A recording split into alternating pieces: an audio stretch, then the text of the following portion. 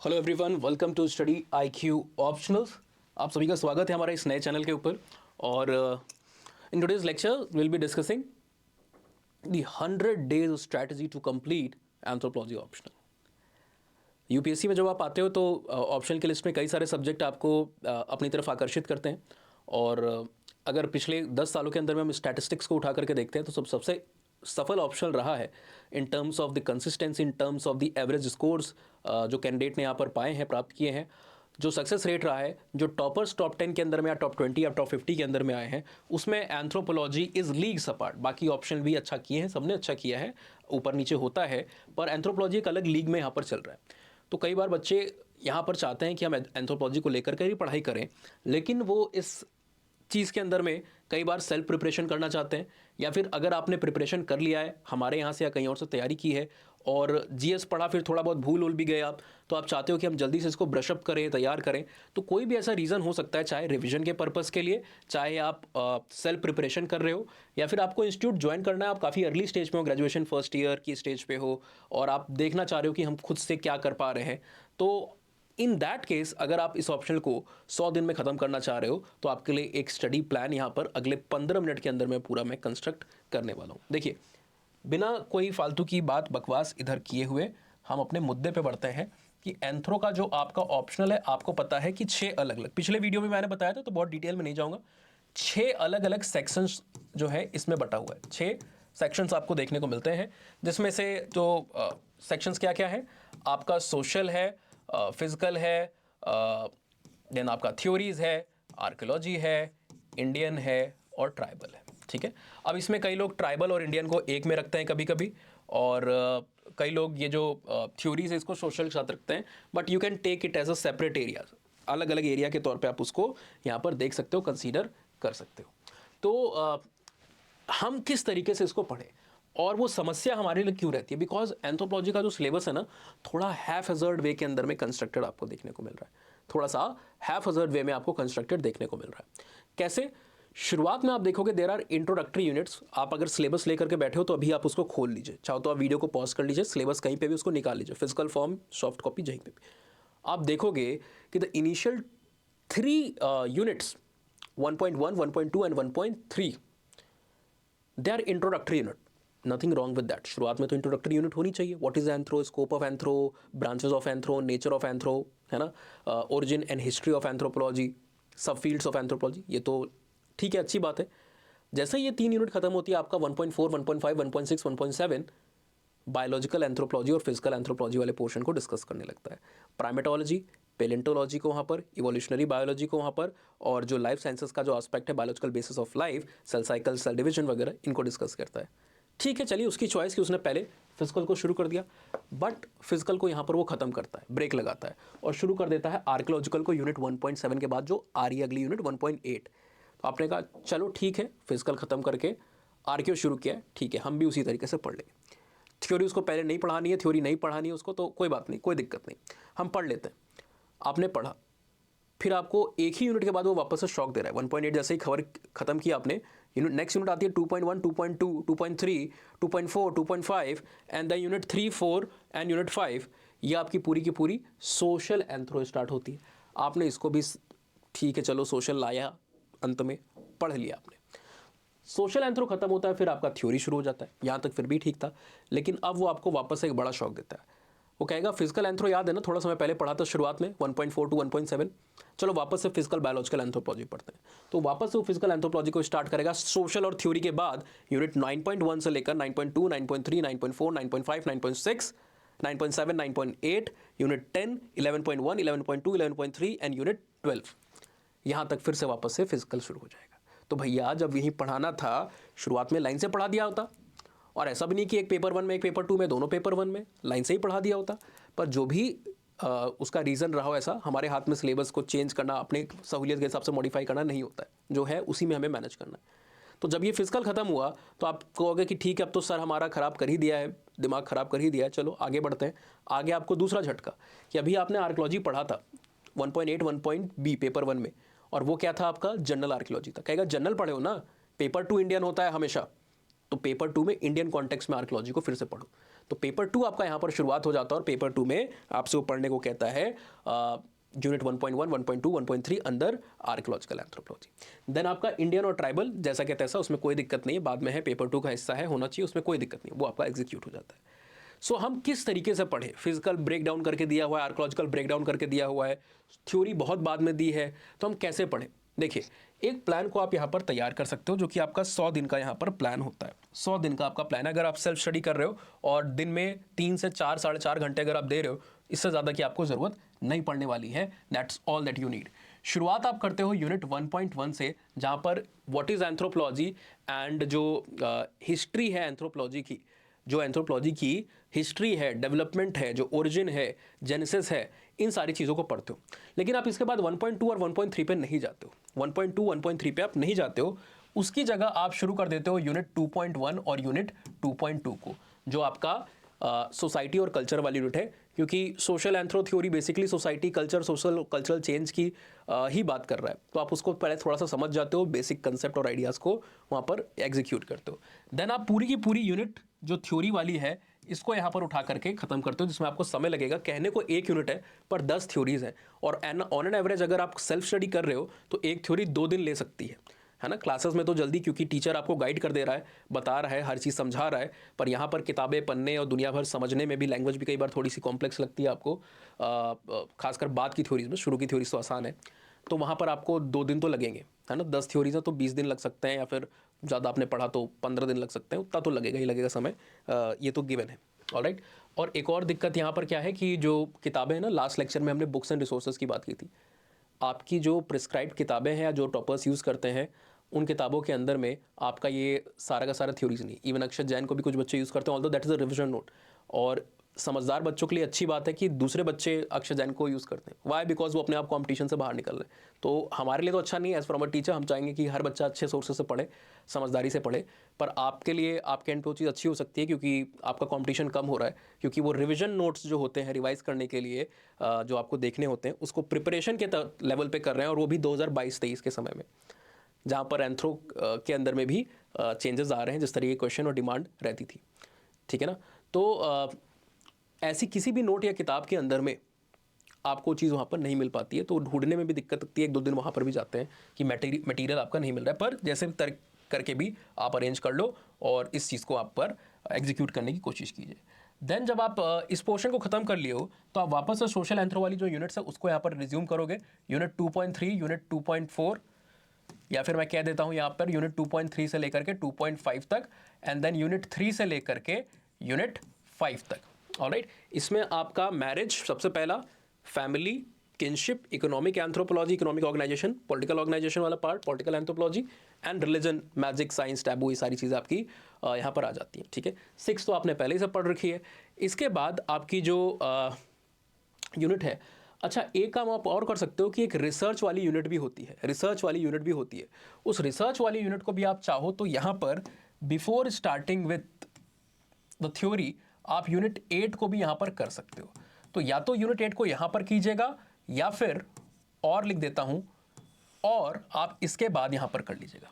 ठीक है। और साथ ही साथ आप जो यूनिट आपकी 7 है, इसको भी यहाँ पर कर सकते हो। यूनिट 7 को पहले मत कीजिएगा, यहाँ पर करोगे आप। ठीक है ना।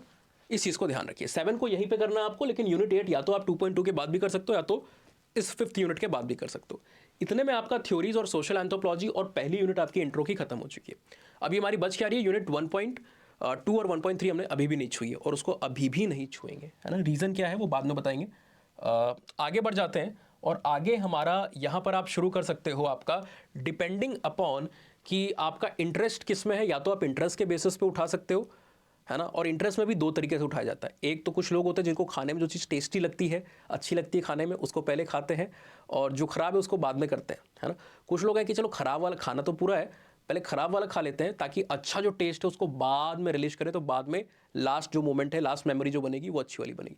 तो ऐसे ही यहाँ पर भी आप कर सकते हो कि इंटरेस्ट के बेसिस पे आप दोनों टेक्निक्स को अपना सकते हो।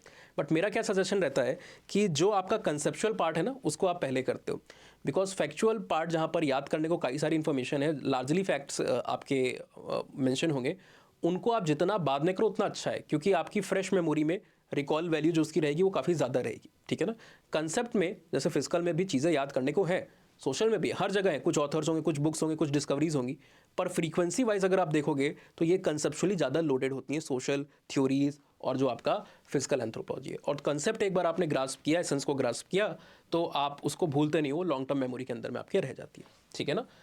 चलिए, तो यहाँ पर आप फिजिकल एंथ्रोपोलॉजी यूनिट 1.4 से लेकर के यूनिट 1.7 तक आप कंप्लीट करोगे, एंड देन यूनिट 9.1 से लेकर के यूनिट 12 तक आप यहाँ पर कंप्लीट करोगे पूरा का पूरा फिजिकल एंथ्रोपोलॉजी वाला जो आपका पार्ट है। तो 3 सेक्शंस आपके यहाँ पर कंप्लीट हो गए।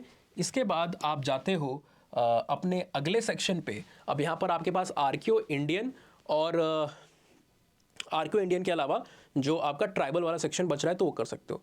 तो यहाँ पर इंडियन को भी आप पहले ले सकते हो, कई सारी चीज़ थियोरटिकल है, कई सारी चीज़ फैक्चुअल है।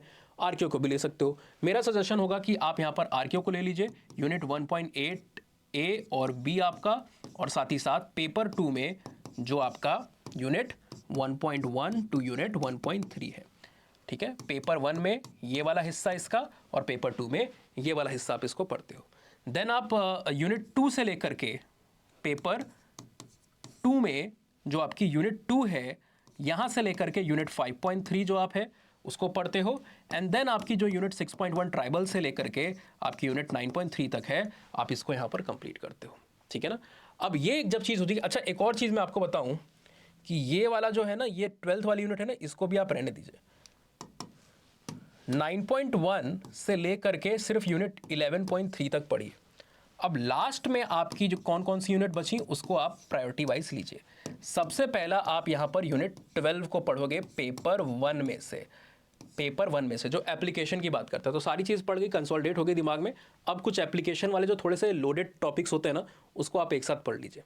लोडेड टॉपिक जो थोड़े से होते हैं, साइंस वालों को आसान लगेगा, और बाकी जो बच्चे हैं वो समय बेहतर तरीके से दे देंगे, क्योंकि आपके माइंड में एक पीस है, रिलैक्स्ड स्टेट में हो आप हो कि चलो बेसिक हमारा पूरा क्वेश्चन सिलेबस जो है खत्म हो गया है, तो अब यही बाकी है, इसको अच्छे से समय दे ले। नहीं तो कई बार आपको लगता है कि इसको ये थोड़ा कठिन लग रहा है, एस्केप कर देते हैं, और साइंस वालों को लगता है कि अरे इसमें क्या है तो हम पढ़ते ही हैं। तो दोनों रीज़न की वजह से आपको इसको बात के लिए रखना चाहिए। और मैं कहता हूँ कि इवन यूनिट 9.4 में कुछ ऐसे पार्ट है ना, 9.4 क्रोमोसोमल एबनॉर्मलिटीज़ के ऊपर है, पर उसमें कुछ और भी पार्ट्स हैं, जैसे आपका जेनेटिक काउंसलिंग है, जो अगेन यूनिट 12 में भी है। यूपीएससी ने 2-2 बार लिखा हुआ है।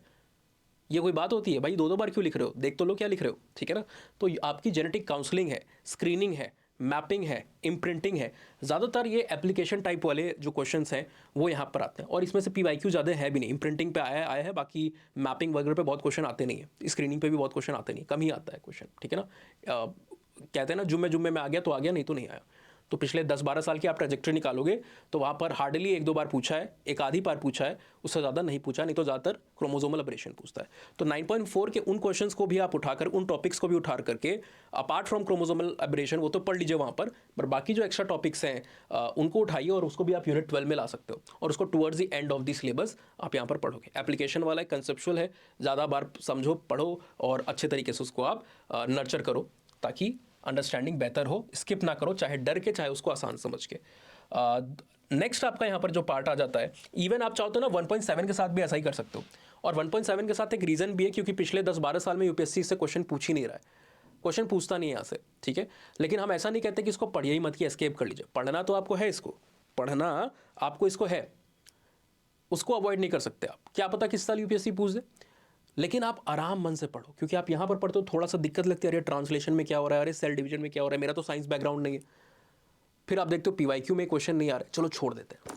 तो क्यों करना वैसा, आप चाहो तो इसको लास्ट में कर सकते हो, ठीक है, आपके ऊपर है। यहाँ पर मैं सजेशन नहीं दे रहा हूँ, आपके ऊपर है, पर 12 को आप लास्ट में पढ़ोगे। एंड देन आपका जो यूनिट 1.1 और जो 1.2 बचा हुआ था पेपर 1 का, इसको भी आप पढ़ोगे, जो क्या है, branches of anthropology, scope of anthropology, और जो एंथ्रोपोलॉजी का दूसरे सब्जेक्ट के साथ, डिसिप्लिन के साथ रिलेशन है। इसको लास्ट में क्यों पढ़ना आप कहोगे, इंट्रो वाला है तो है। देखिए ये सब में आप क्या कर रहे हो, ब्रांचेस ही को तो पढ़ रहे हो। यहाँ पर आपने सोशल पढ़ा, फिर थ्योरीज पढ़ा, फिर फिजिकल पढ़ा, फिर आर्कियोलॉजिकल पढ़ा, और ब्रांचेस भी यही हैं, फिजिकल है, सोशल है, लिंग्विस्टिक है, और आपका आर्कियोलॉजिकल है। तो पहले आप जब पढ़ लोगे उसके बाद आप उसके ऊपर आंसर आसानी से बना लोगे। यहाँ पर आप शुरुआत में ही उसको अगर पढ़ लेते हो और आपको भी पता ही नहीं कि आर्कोलॉजिकल एंथ्रो क्या होता है, उसके अंदर क्या करते हैं, फिजिकल में क्या होता है, क्या करते हैं, तो रट्टाफिकेशन ही तो रह जाएगा।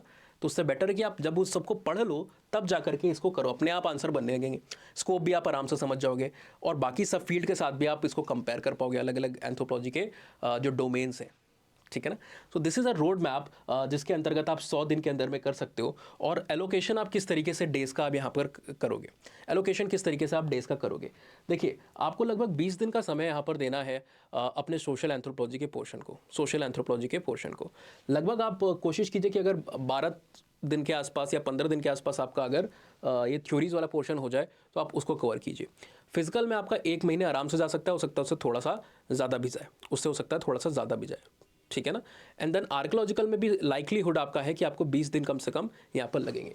तो शुरुआत में आपके 20 दिन थे, फिर आपके 15 यहाँ पर 35 दिन हो गए, कम से कम 30 दिन आपके लगे और इतने में आपका लगभग 65 दिन हो गया, आपके पास बचे हाथ में लगभग कुछ 45 दिन, ठीक है। कुछ 45 नहीं, आई थिंक 50, 60, 65, आपके पास कुछ 35 दिन बचे। इस 35 दिन में से आपके जो लगभग 20 दिन है या 18 दिन है, ठीक है, मान लीजिए 18 दिन है, या आपके आर्कियो पे ही अकेले जाएंगे क्योंकि उसमें कई सारी चीज़ें याद करनी भूलते हो। एंड देन जो आपका इंडियन है, इंडियन बड़ा छोटा पोर्शन है और इंडियन और ट्राइबल में कई सारे मैचिंग पॉइंट्स भी हैं, जैसे इम्पैक्ट ऑफ रिलीजन और इंडियन सोसाइटी या फिर ट्राइबल कम्युनिटीज़, कई सारे पॉइंट्स मैच हो जाते हैं। आर्ट एंड कल्चर से भी आप कई सारे रिलीजन का जो इम्पैक्ट रहा है इंडियन पे, सोसाइटी पे, वो भी आप कर सकते हो। कास्ट सिस्टम वगैरह भी आप सोसाइटी वगैरह में जो पढ़ते हो ना, उसको भी आप यहाँ पर यूटिलाइज कर सकते हो। और विलेज स्टडीज़ वाला पोर्शन भी आप यहाँ पे यूटिलाइज कर सकते हो। देन आपका कुछ टॉपिक जैसे रेशियल क्लासिफिकेशन, लिंग्विस्टिक क्लासिफिकेशन, ये आपका जीएस में भी, आर्ट एंड कल्चर में भी और अगेन ट्राइबल में भी है, तो ये ओवरलैप होता है लगभग, इसमें भी कई चीज़ आपके मैच हो जाती हैं। तो आपका इंडियन तो बड़ा कम लेता है समय, 1 हफ्ते से कम के समय में 6-7 दिन से ज़्यादा आपका नहीं लेता है। ट्राइबल थोड़ा सा बड़ा है, वो आपको लगभग 12 दिन के आसपास आपसे ले सकता है, ठीक है ना। तो लगभग मान लीजिए कि 18 दिन में भी अगर ये होता है तो हमारा फाइनल कैलकुलेशन अराउंड 101 डेज़ के आसपास आपको देखने को मिलेगा, ठीक है ना। यहाँ पर आपका हो रहा था 65 दिन और ये आपका 36 दिन यहाँ पर होता है, तो जिसको मिला करके आपके 101 दिन के अंदर का ये पूरा कार्यक्रम खत्म हो जाता है। अब ये जो प्लान है इसमें डिपेंड करता है कि अगर आपका साइंस वाला साइड थोड़ा सा स्ट्रॉन्गर है तो आपको हो सकता है यहाँ पर थोड़ा 1-2 कम समय लग जाए। ह्यूमैनिटीज़ वाला आपका अगर स्ट्रॉन्गर, खासकर आप हिस्ट्री से हो या तो आपका आर्कियो में थोड़ा कम समय लग जाएगा, 15 दिन में हो सकता है कर लो आप। अगर आपका सोशियोलॉजी रहा 11th-12th में तो आपका हो सकता है कि सोशल एंथ्रो के अंदर में और इंडियन एंथ्रो के अंदर में थोड़े कम लग जाए। तो ये मैं अप्रोप्रिएट एक आपको टाइम फ्रेम बता रहा हूँ, मॉडरेट, इसमें कुछ दिन ऊपर नीचे आपके देखने को मिलते हैं, देखने को मिल ही रहे होते हैं, है ना। जो अच्छा खासा समय आप बचा सकते हो वो यहाँ पर थ्योरीज़ में है। थ्योरीज़ में there is a scope to save a lot of time अगर आपके पास अच्छे रिसोर्सेज मौजूद हैं। लेकिन कई बार दिक्कत यही आती है, लास्ट वीडियोज़ में मैंने बताया था कि रिसोर्सेज काफ़ी ओल्ड है, किताबें 1960 की, 1990 की, लेटेस्ट जो है वो 2002 के आसपास लिखी गई है, तो डाटा नहीं सही है, पब्लिकेशन, जो पब्लिकेशन हाउसेज हैं वो काफ़ी रीजनल हैं, तो एरर्स भी बहुत सारे आपको देखने को मिलते हैं। जो लास्ट लेक्चर में मैंने बताया है, एक पन्ने पे 3-3 एरर्स हैं, तो उसको पढ़ के इंसान गलत ही लिखता है। और जो टॉपर से कई बार आप नोट को पढ़ते हो वो रिविजन के लिए ठीक है, पर प्रिपरेशन के लिए they are not suitable at all. So in that case आप जहाँ से भी तैयारी करने का सोच रहे हो बात के समय में, मैं ये नहीं कह रहा हूँ कि आप मुझसे पढ़ो, जिससे जहाँ से भी कर रहे हो आप वहाँ पर दीजिए, आपकी कंप्लीट हैंड होल्डिंग भी हो जाएगी और आपको एक गाइडेंस मिलती है क्या पढ़ना है क्या नहीं पढ़ना है। आपका फालतू का जो समय है वो नहीं वेस्ट होता। और आज के समय में this is very important to save time. वो पुराना समय नहीं रहा है कि आपके पास समय ही समय है, जॉब्स है ही नहीं, पूरी तरीके से बेरोजगारी है, तो ये करो, चाहे खेती करो, किसानी करो, कोई और ऑप्शन नहीं। सबके पास ऑप्शन है आज के समय में, ठीक है ना। आप अगर अपना अच्छा एफर्ट देते हो अच्छा खासा, तो आपके पास डेफिनेटली स्कोप है बहुत सारी चीज़ों में। तो वो तभी आप कर पाओगे जब आप अपना यहाँ पर समय सेव करोगे। 2 साल से ज़्यादा आपको यहाँ पर समय नहीं देना है यूपीएससी को। 2 साल से मतलब है कि जो डेडिकेटेड टोटल समय दे रहे हो आप, उसके बाद आप साथ साथ तैयारी कर सकते हो कि आप कोई काम को ज्वाइन कर लो, कुछ और आप कर रहे हो, उसके साथ में आप यूपीएससी को करते रहिए। फिर उतना समय नहीं लगता। जब अगर स्टैटिक पोर्शन आपका हो गया ख़त्म, आपको आइडिया लग गया सिलेबस का, डिमांड का, आंसर राइटिंग समझ में आ गई, स्ट्रैटेजीज आपको पता चल गई, फिर आपका सिर्फ और सिर्फ रिविजन रह जाता है और आपको आंसर लिखने रहते हैं। ये आपका काम चल रहा होता है और थोड़ा बहुत वैल्यू एडिशन जो रहता है ये करते हो। इसके लिए आपको दिन में 4 घंटे 5 घंटे से ज़्यादा नहीं लगते हैं। फिर आपको 12 घंटे की ज़रूरत नहीं है, और वो 5 घंटे आप इवन आपकी अगर 9 घंटे की जॉब है तो भी आप निकाल सकते हो। 9 घंटे की अगर आपकी जॉब है तो भी वो 4-5 घंटे निकाल सकते हो। नहीं तो कभी कभी वीकेंड पे आप थोड़ा ज़्यादा दे दो, वीकडेज पे आप 3 घंटे तक दे दोगे। ऑलराइट। और एंथ्रो वैसे भी स्टैटिक, इसमें वैसे भी इतनी ज़्यादा डिमांड होती नहीं है वैल्यू एडिशन वगैरह की, जो आपका लगेगा एफर्ट वो जीएस में लगेगा। चलिए, तो आई होप आपको सारी चीज़ें समझ में आ गई होंगी। हाँ, अगर आपको हमारे बैचेस ज्वाइन करने हैं, मैंने आपको ऑप्शन दिया, आप कहीं भी पढ़ सकते हो, आपकी मर्जी है, आप चीज़ों को कंपेयर कीजिए, देख के चुन के आपका फैसला होता है। पर आप अगर हमारे साथ जुड़ना चाहते हो तो हमारे बैचेस की इन्फॉर्मेशन मैं आपको ज़रूर दे सकता हूँ यहाँ पर। अभी जो हमारे बैच हैं वो 15 तारीख से ओरिएंटेशन स्टार्ट हुआ है और 22-23 तारीख से क्लासेस शुरू हो रही हैं। और ये बैच में एडमिशन मंथ के एंड में 28 के आसपास बंद हो जाएगा। 28 नवंबर एडमिशन इज क्लोजिंग। ये हमारे फ्रेश बैच है, यानी कि पेपर 1 यूनिट 1.1 से हमारी स्ट्रैटेजी के हिसाब से यहाँ पर चल रहे हैं। तो ये आपके पास इंपॉर्टेंट टाइम फ्रेम है कि इसमें बैच बंद होने से पहले आप एडमिशन को ले लीजिए। और क्योंकि इसके बाद जो फ्रेश बैचेस हैं ना, जो स्ट्रक्चर्ड बैचेस हम चलाते हैं, वो बैचेस हमारे होली से पहले तो नहीं होंगे, ये मैं लिखित में आपको गारंटी दे रहा हूँ। अगर होते हैं तो आपकी जो बात रहेगी वो मानी जाएगी, पर वो बिल्कुल भी पॉसिबिलिटी नहीं है कि हम फैब एंड या मार्च की शुरुआत से पहले अगले बैच को, जो फ्रेश बैच है हमारे पेपर 1 से यूनिट 1.1 से स्टार्ट हो रहे हैं, उसको हम नहीं कर सकते। ठीक है, कंस्ट्रेंट्स हैं हमारे भी। सो ये नवंबर के जो हमारे बैचेस हैं ये 28 को क्लोज हो रहे हैं। बैच में है क्या, कई जगहों पे आप जाते हो सिर्फ एक आपको लाल पीली हरी मैनुअल दे दी जाती है, कहा जाता है इसी को पढ़ो, स्टडी मटेरियल है, प्रिंट क्वालिटी भी अच्छी नहीं होती, बाकी दिक्कतें भी होती हैं। वैसा कुछ हमारे यहाँ नहीं है। हाँ, रेफरेंस मटेरियल वैसा ही आपको दिया जाता है, लेकिन अच्छी क्वालिटी का प्रिंटेड मटेरियल दिया जाता है, जिसको हम क्रक्स कहते हैं, वो आपका है। लेकिन उसके अलावा भी चीज़ें मिलती हैं, जैसे class PPT, hand retain notes, जो कि मेंस अपीयर्ड कैंडिडेट एंथ्रोपोलॉजी में जिन्होंने स्कोर किया अच्छे खासे मार्क्स, वो आपके लिए बनाते हैं, और डिजिटली आईपैड पर बनाते हैं, तो राइटिंग समझने में भी दिक्कत नहीं है। तीसरा, वैल्यू एनरिचमेंट मटेरियल, जो कि आपको दूसरे इंस्टीट्यूट के बच्चों से थोड़ा सा आगे रखता है कि आपकी कमांड सब्जेक्ट के ऊपर, ग्रिप के ऊपर बनी रहे। ठीक है, ओकेजनली जब भी जरूरत पड़ती है, यहाँ पर एंथ्रो में बहुत ज़रूरत है नहीं, पर जहाँ ज़रूरत बनती है हम वहाँ पर प्रोवाइड कर रहे होते हैं। देन आपका यहाँ पर टेस्ट सीरीज़ भी अलग से नहीं लेनी पड़ती है। ऑनलाइन में 8,000 से 25,000 तक का प्राइस होता है, टेस्ट सीरीज़ आपको कई बार अलग से लेनी पड़ती है, और वहाँ पर भी टेस्ट नंबर कम होते हैं। यहाँ पर आपको बैच के साथ ही टेस्ट सीरीज़ मिल रही है, जहाँ पर 8 सेक्शन 4 फुल लेंथ पेपर है। सेक्शन पेपर आप हर 15-20 दिन पे देते रहते हो, और फुल लेंथ पेपर आप सिलेबस पूरा खत्म होने के बाद देते हो। इनका प्रॉपर इवैल्यूएशन भी किया जाता है, और जो इवैल्यूएटर्स हैं आपके, उनका 2-3 साल का अटेम्प्ट है यहाँ पर, प्रिपरेशन तो 4 से 5 साल की है, और उनके जो हाईएस्ट स्कोर है 304 है, लोएस्ट स्कोर है 244 है एंथ्रो में, और जो एवरेज स्कोर है वो 260-70 के आसपास है। 297, 304 वाले बच्चे भी आपकी कॉपीज़ को चेक करें जिनका अच्छा, और मेरी गाइडलाइन जो है वो वहाँ पर फॉलो की जा रही होती है, तो आपको कोई भी जो रिव्यू मिलता है वो भी अच्छा मिलता है। ऐसा नहीं कोई जीएस वाला बच्चा रैंडम ऑप्शनल का बच्चा उठा करके चेक कर रहा है, जैसा बहुत जगह पर होता है, मैं नाम नहीं लूँगा। तो आपको ऑनेस्ट यहाँ पर रिव्यू भी उस चीज़ का मिल रहा होता है, रिमार्क्स भी दिया जाता है। देन आपको मॉडल आंसर्स मिलते हैं कंप्लीट कॉम्प्रिहेंसिव, और मैं खुद इसका डिस्कशन लेता हूँ, कोई और नहीं आता है, कोई असिस्टेंट या कोई दूसरे फ्रीलांसर फैकल्टीज यहाँ पर नहीं आएंगे। I will be taking the complete discussion in the recorded format here only, पूरा डिस्कस किया जाएगा। तो ये सारी चीज़ें आपकी अवेलेबल हैं 14,999 के अंदर में। हाँ, लेकिन एक शर्त होती है कि यूएस लाइव का कोड आपको एडमिशन के समय लगाना है। स्टडी आईक्यू के हर एक कोर्स पे साल के 365 में किसी भी दिन जो मैक्सिमम डिस्काउंट है इसी कोड से आपको मिलता है। कोई भी कोर्स, सिर्फ एंथ्रो नहीं, कोई भी कोर्स, P2I, PCS, जुडिशरी, हर कोर्स पे, NCERT, SIP, और साथ ही साथ मेरी मेंटरशिप भी आपको वहाँ पर मिलती रहती है इस कोड की वजह से। ठीक है ना, तो 14,999 में आपको यहाँ पर अवेलेबिलिटी मिलती है। कोई भी डाउट हो ऑप्शन सिलेक्शन को लेकर के कि सर अभी भी दिमाग में दूसरा भी कोई ऑप्शन है, वो सही रहेगा कि एंथ्रो सही रहेगा, या तो इंस्टाग्राम या तो ईमेल आईडी पे रीच आउट कीजिए। हाँ, नए बच्चों को मैंने कहा कि यूएस लाइव लगाना है, लेकिन क्या अगर आप पहले से स्टडी आईक्यू के स्टूडेंट हो, नॉट एंथ्रोपोलॉजी, स्टडी आईक्यू के अगर स्टूडेंट हो, SIP, NCERT, P2I कहीं पे एनरोल कर रखा है, तब आप ओल्ड स्टूडेंट हो, और ओल्ड स्टूडेंट को ये कोड नहीं लगाना है। उनको एक्स्ट्रा डिस्काउंट कोड मिलता है, जिसके लिए आप मुझे रीच आउट कर सकते हो मेरी ईमेल आईडीज़ पे, उत्कर्ष सिंह _ हेयर इंस्टा आईडी पे, और ईमेल आईडी नीचे दी हुई है। ठीक है ना, प्रेफर कीजिए इंस्टाग्राम, इस पर मेरे लिए आसान होता है आपको रिस्पॉन्ड करना, और आपके डाउट्स को मैं वॉइस नोट से भी सॉल्व करके भेज के क्लियर कर देता हूँ। हाँ, एंथ्रोपोलॉजी के मटेरियल को एक्सेस करने के लिए आप रीच आउट कर सकते हो एंथ्रोपोलॉजी डिकोडेड बाय उत्कर्ष सिंह, जो हमारा टेलीग्राम चैनल है। यहाँ पर आपको कई सारा स्टडी मटीरियल, और जो पिछले 11 सालों के आसपास का जो PYQs है कंपाइल्ड, 50-60 पन्ने की पूरी बुकलेट है, around with stats, paper wise, section wise, unit wise, वो आपको फ्री ऑफ कॉस्ट यहाँ पर पिन मिलेगी, पिन की गई है। ठीक है ना, उसको सर्च कीजिएगा, 2-3 बार कीजिएगा पिन वाले डॉक्यूमेंट को, कहीं ना कहीं ऊपर लगी होगी। So hopefully see all in the upcoming batches, otherwise in this on this channel, जो ऑप्शनल का हमारा नया चैनल, उस पर तो मिलते ही रहेंगे। Goodbye, take care, have a very nice day.